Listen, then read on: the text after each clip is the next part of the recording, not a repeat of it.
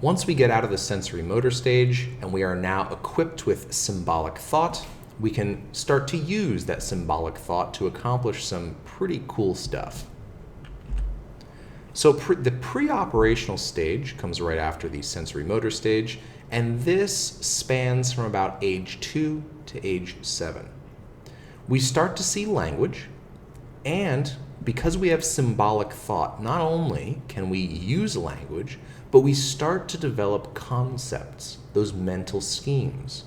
We start to be able to relate different symbols to one another and therefore create a larger concept out of those symbols. So here, the advancement timeline looks like this. About 2 years of age onward, children will start to play pretend or make-believe. Before this, if you did not have symbolic thought, you would not have been able to pretend anything. Pretending is really knowing that you can imagine that something is there even though it isn't. You can have a symbol stand in for something even though it's not actually there. This is the basis of playing with teddy bears or playing with action figures. An action figure, if you get a I'm going to say Power Ranger just because that was what was popular when I was a kid. I'm sure there are other toys now that I'm not familiar with. But if you have a Power Ranger doll, it's not actually one of the Power Rangers. However, you realize that this doll stands in for that Power Ranger, that it looks like it, and therefore you can pretend that it is one. That's symbolic thought, and that's pretending make-believe play. Very early on, you're going to notice something else called, really it's a lack of an ability, and it's called egocentrism. This is the inability to see the world how others see it. Most parents whose children are in this stage of egocentrism are usually quite frustrated with their children because they can be often very selfish. Well, think about what it takes to be generous to someone else, to care about their well-being. It requires the ability to look into someone else's head and say, oh, you're a separate person from me. You have a different perception of the world. At this stage, the children can't do that. And so in many ways, children can seem very, very selfish, where they just want to do what they want to do, and they don't take into account other people's feelings or desires. I have a video I'd like to show you to demonstrate what the transition from egocentrism out of egocentrism looks like. So let me set that up for you.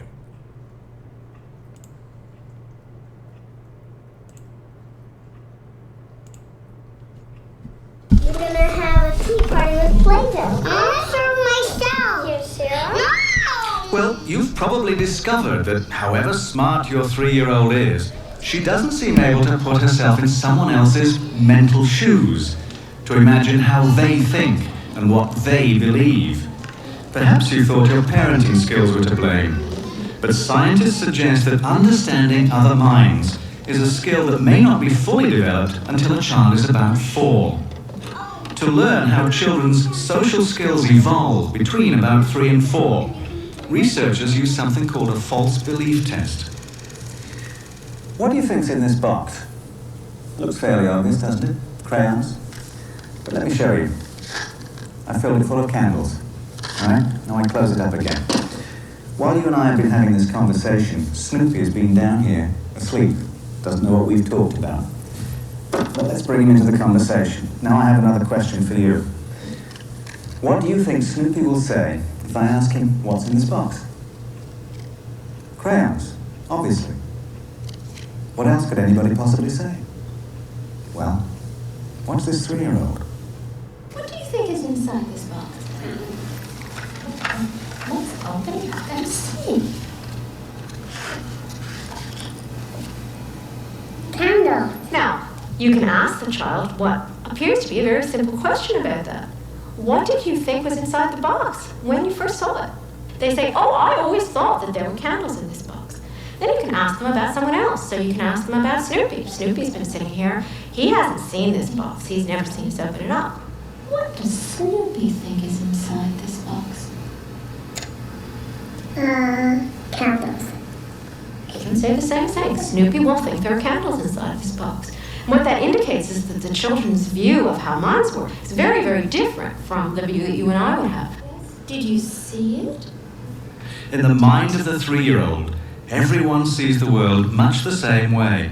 There's no difference between what I think and believe and what everyone else, including Snoopy, thinks and believes.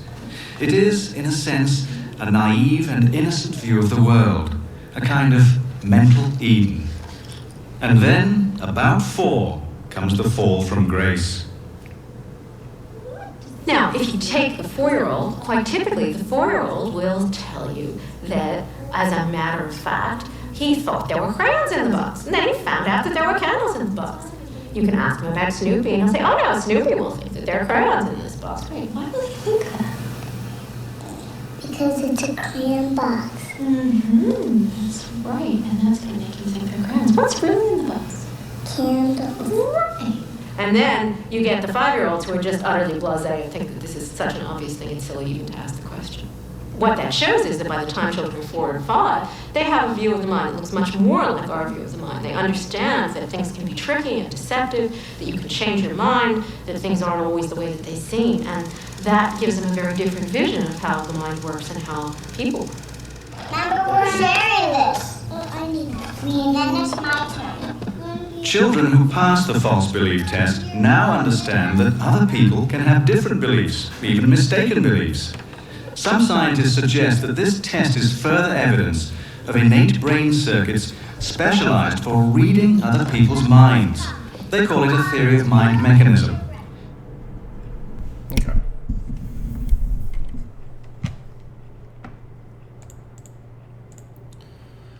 So that brings us to theory of mind then.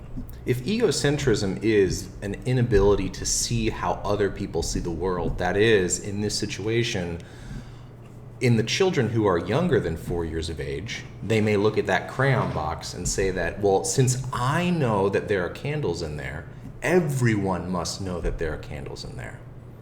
When you get older, you start to realize, okay, hold on, this is actually a tricky, deceptive thing where, okay, I know that there are candles in there, but anyone else who looks at this box, they're going to think what I initially thought, that there were crayons in there. This is a very complex ability. It's one that, from our evidence, seems to suggest that that this is an ability that humans maybe are not uniquely capable of, but there are many animals for which theory of mind does not seem to exist. And so theory of mind is that ability. It's the ability to attribute mental states to other people and to understand that their thoughts may be different from your own. Think about what life would be like if we didn't have theory of mind. This is integral to social life. Having theory of mind lets us know that when we walk into a room and we see someone, their face is red, their eyes are kind of moist, maybe their lips are quivering a little bit, that they're sad. We recognize that we're sad, so we may come over and go, hey, what's wrong? Are you okay? It allows us to empathize with someone else. It allows us to compromise. If I want something and you want something, someone who's egocentric may say, well, geez, I want this thing, and I can't possibly see what anyone else would want. But with theory of mind, you can realize, maybe you have different life circumstances than I do. You have different motivations than I do. Therefore, maybe we can find a middle ground here that works for both of us. Without theory of mind, that would be very, very difficult. Autism is actually one of the defining features of autism is that there seems to be some dysfunction or inability or a lack of theory of mind. Now, those of you who have ever worked with children or even adults with autism realize that this is a spectrum disorder. That means you don't have autism or not. Usually there is some continuum of traits that resemble more severe or less severe autism. And there are many attributes, many different kind of symptoms of autism, but lack of theory of mind seems to be the central one. A lot of people's experience with someone with autism, especially if it's more severe autism, is that they can seem to act in a relatively selfish way. And in some cases, you may say to yourself, well, I'm not going to help this person or be patient with this person because they're acting so selfishly. But what's really happening is they may be incapable of taking that to look into what your mind is what your motivations might be, what you want, and compromise with you. So it's expected that someone with autism may be more likely to do things that, from the outside perspective, seem fairly selfish, when it's really in some ways, a neurological deficit. Now, there are also many characteristics of autism that seem to help them excel in many areas. For example, what people with autism usually lose in the ability to perhaps relate to others and read other people's minds, they can sometimes make up for by being exceptionally intelligent. People with some level of autism usually have a higher IQ than many other people. So yes, autism is a disability of a sort, but it also provides a number of strengths. And I think this is just my soapbox moment. I think one of the waves of the future is going to be to recognize how to utilize people's unique minds in the ways that they are designed. So if someone has autism, sure, maybe they will not grow up to be an exceptional politician or diplomat who needs to compromise, but there are ways to, I think, take the exceptional intelligence that someone with autism can have and channel it towards something very productive. Okay. We're still in the pre-operational stage here. All right.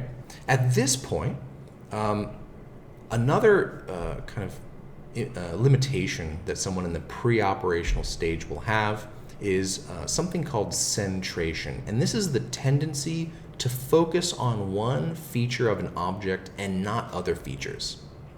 So that is, when you're making a decision to compare two things, you may compare them only on one of the relevant features rather than the many features that may be important. Let me put something solid behind that. At the very top here, I have a diagram of a task that is often given to children as you're testing their ability for centration or not, where you give them 2 equal glasses of liquid. So same exact glass, same exact amount of liquid in there. And what you do is you then take one of those glasses and you pour the liquid inside into a taller, narrower glass. And then you ask the child the question, which glass contains more of this water, of this liquid? Well, if the child is in the pre-operational stage, what they'll often say is, well, the taller, narrower one. What they're doing in that situation is they're focusing on the fact that the level of the water is higher. In most cases, if water is higher, then there is probably more there. But the child doesn't take into account that the shape of the container is changing. So really, these have an equal amount of water in them, but one will appear like it has more because the level of the water is higher. Same with this line of pennies down here. You show them 2 lines of pennies and they'll say, oh, those pennies are equal in length. Then if you take one of those lines of pennies and you space them out a little bit, and then you ask them which line has more pennies, children in the pre-operational stage will say, oh, the longer one does. Again, normally if a line is longer, it would have more pennies. But all you're really doing here is changing the distance between the pennies. And so really, they both have the same exact number of pennies. So there seems to be a failure to take into account all the things that are necessary to draw a judgment about whether one's longer than the other. They're focusing on simply the length of the line, but they're not focusing on the distance between the pennies. Focusing on one feature of an object and not the other features. Another example of this, which you may have experienced in your own life, I experienced it when I was younger, is when you're young and say you ask your mom or dad for a soda, some kind of sweet drink that you really like. Back in the day, what I used to do is I would ask my parents to put ice in the drink. Because I thought that if you take some soda and then you put ice into it, what happens is the level of soda seems to increase. So I always thought I was getting more soda, when really the ice was just displacing that soda and making it seem fuller than it really was.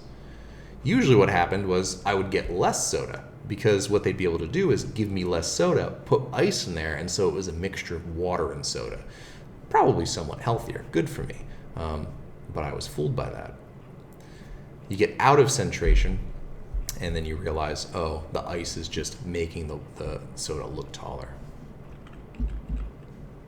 Another ability that children in this stage do not have is something called irreversibility. So they have what's called irreversibility, which means they have an inability to reverse the direction of a sequence of events. Think about how important this is to your life. If you work on cars are one of those things. If you're an engineer just building something, if you're an engineer and you're working on cars, one of the things that you need to be able to do is not just be able to put an engine together from its pieces, but be able to take that engine apart selectively, perhaps to check on how those pieces are doing. So that is, reversibility is being able to start with the end product, that you have a whole engine, and then be able to deconstruct it backwards. This would also be the same of, say, tying your shoe. Tying your shoe is something probably that you can do forward. You learn to cross the laces, pull them tight, then cross them, and make a bow with one, make a bow with the other, and then cross the bows, and then pass the bows through and pull the bows. That's going in one direction. But what you could also do is actually go in the opposite direction, try to deconstruct that bow tie, that bow. And so can you then go backwards and trace from the end product back to untied laces? Children at this stage are incapable of doing that. They're incapable of going back. All right. That's the pre-operational stage. Then we get into the concrete operation stage. This is from age 7 to about 12. And really the defining feature of this stage is that everything a child couldn't do in the pre-operational stage, it can now do. They're capable of decentration, meaning they will take into account many different features when they're making a decision, say about whether one glass of water is fuller than the other or has more liquid than the other, and they'll be able to work backwards from an end solution to figure out a problem. The basis of this is logical thinking. And you may have thrown this idea around of, you just don't think logically. But what that really means is you are capable of understanding something about cause and effect. That everything in the world, if something happens, there was something else that caused it to happen. Until the concrete operation stage, children don't really think about the world that way. So think about how this solves, for example, the penny problem. With the lines of pennies, if you spread them apart, what a child in the pre-operational stage will say is, oh, the one that's spread further apart is longer. A child in the concrete operation stage will know, oh, they both have the same number of pennies. And the reason they know that is they can look at why those two lines are different in length. And they can realize, oh, what's causing the line on top to be longer than the line on the bottom is not that it has more pennies, but that you've spaced those pennies apart. I now understand that this effect that I'm observing has a cause to it. You spaced it apart rather than putting more pennies in there. That's cause and effect thinking. That's the defining feature of concrete operations. One of the deficits of the concrete operations stage is, as its name would suggest, you can only really work with concrete concepts or ideas. What that means is ideas or concepts that are right in front of you. You can see them, right? You can see an apple, you can see a ball, you can see pennies, you can see a glass. But you can't yet work with what are called abstract concepts. These are things that you can, within your mind, work with, but you can't actually see them, you can't touch them, you can't smell them. So for example, a concrete idea, a concrete concept or idea would be my water bottle, which is conspicuously missing right now when I need it. An abstract concept would be something like capitalism. You can't taste capitalism, you can't smell it, you can't touch it, you don't really see it, but you know that it exists. It's a system of trading goods and services in exchange for compensation, whereby people compete to create the best version of a product and therefore become more competitive within that market of supply and demand. You know what that is, but it's more abstract. You can't taste it, and it takes a much more complicated level of thinking. Well, what that complicated level of thinking is what develops during the formal operations stage, and that is the fourth and last one. Here, you are capable of understanding concepts that involve hypothetical thinking. That is, what would something be like if this were true? That's hypothetical thinking. You are familiar with this style of hypothetical thinking because of the research proposals. I apologize, this says reaction papers. The research proposals that you've been putting together. The research proposals, I want you to practice writing hypotheses, right? You are saying, okay, if this is true, if someone eats a Snickers bar, then they are going to have more energy. Or if someone chews gum while they're playing a test, while they're completing a test, they will be more likely to score higher. They will score higher on that test than if they were not chewing gum. That's hypothetical thinking. You're trying to think of something that could happen if the right circumstances were true. That's something you can't do until the formal operations stage. And this is the stage that you are currently in. This is the stage that everyone is in from about age 12 onwards. So when I have you do these research proposals, there's a reason I don't care so much about some of the more concrete definitions and things that you can put in that paper. I don't even grade grammar that harshly. It's because I know that you can regurgitate information. I know that you can just take stuff from the book, take stuff from the slides, and put it into a paper. What I'm more interested in knowing is, can you apply these definitions, what we've learned, to new ideas, to engage in this kind of hypothetical thinking?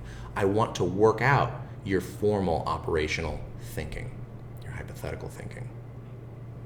So, this isn't busy work. We are practicing an ability that you should have, and perhaps many of you already have, but we can fine-tune it. We can enrich you a bit. All right. This is Piaget's theory. There's one last thing that I want to mention before I wrap up this presentation, and that is the idea of stages. Piaget's theory is called a stage theory, where everyone is presumed to go through each stage in a particular order. That you're going to be in the sensory motor stage from birth until 2 years. Then you're in the pre-operational stage until from 2 to 7 years. And then from concrete from 7 to 12, etc. That there are these distinct stages that you must enter, be in for a while, and then you leave, and suddenly you have new capacities, new abilities. And that everyone goes through that at relatively the same pace. Well, this is generally an easy way to talk about developmental milestones, but it's not a very accurate way. And someone who contributed to Piaget's ideas and started to incorporate which kinds of things can propel someone past a stage earlier than other people, or maybe hold them back from going through these stages as early as other people, was a Russian psychologist named Vygotsky. His big idea is that if we're going to study cognitive development, we need to study it within the context of parents and other mentors. And he developed an idea called the zone of proximal development, which describes the difference between what a learner, as someone is they're going through development, what they're capable of learning with and without help from other people. So think about it. There are certain things that you are incapable of doing, or you're less likely to be able to do unless you are guided through it. That's why you're in this class, right? I am here to help guide you through and learn aspects of psychology that otherwise would be very difficult for you to learn just by, say, reading the book. So this is what the zone of proximal development looks like. At the very center here, it's a very basic chart, but at the time this was quite revolutionary. At the very center, you have what you can do independently, by yourself, just reading a book, just say going on YouTube, watching videos. You then have the zone of proximal development, that center ring, and this is what you can do if you're guided, if you are given help.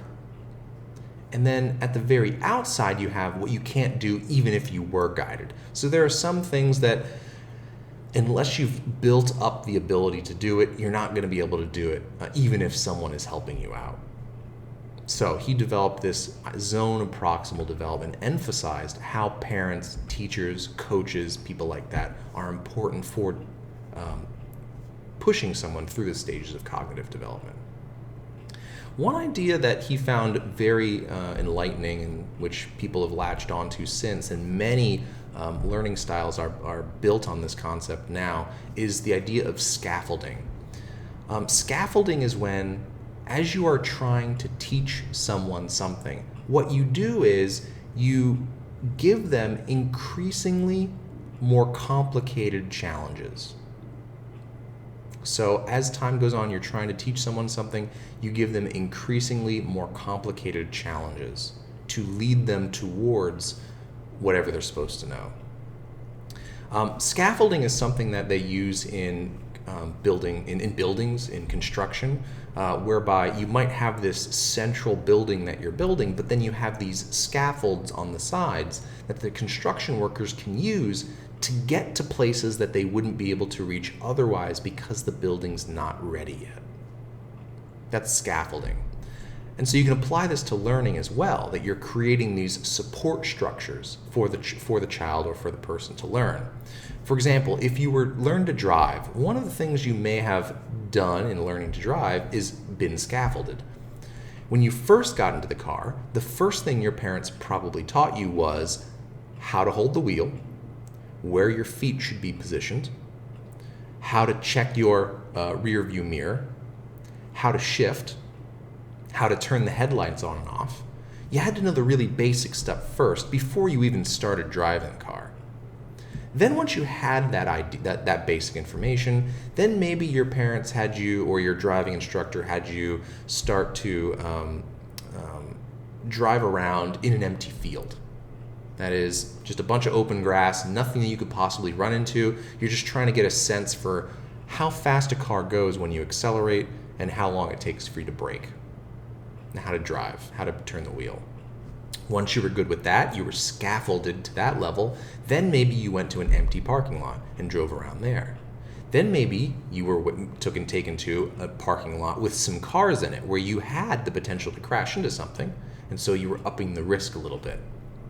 Then once you were good in a full parking lot, then actually take you out on a street, perhaps a back road, where you could have run into other cars, but there wasn't a lot of traffic. Then once you were good at that, you were taken to the highway, where now you have to learn how to merge with very quickly moving objects, very quickly moving cars. That is scaffolding, starting with simple, and once you've mastered what is simple, you then start to build in more complicated tasks to get them towards what they need to do, essentially being able to drive competently. Now, I've used scaffolding in this class, and one of the things that perhaps we'll touch on in our discussion is, how have I used scaffolding here? How have I built you towards the current understanding that you have of psychology? Hopefully we'll talk about that. All right. That is all I have. One thing I want to remind you is, last week I asked you to begin to construct a timeline tracing from the beginning of prenatal development, conception, sperm and egg meeting, up to the very end of all this, formal operations. As you're studying this section, I do still highly recommend that you do this. Make this timeline, be able to describe all of the major developmental milestones, what happens during those milestones, and what can go wrong. If you do that, you'll be well prepared.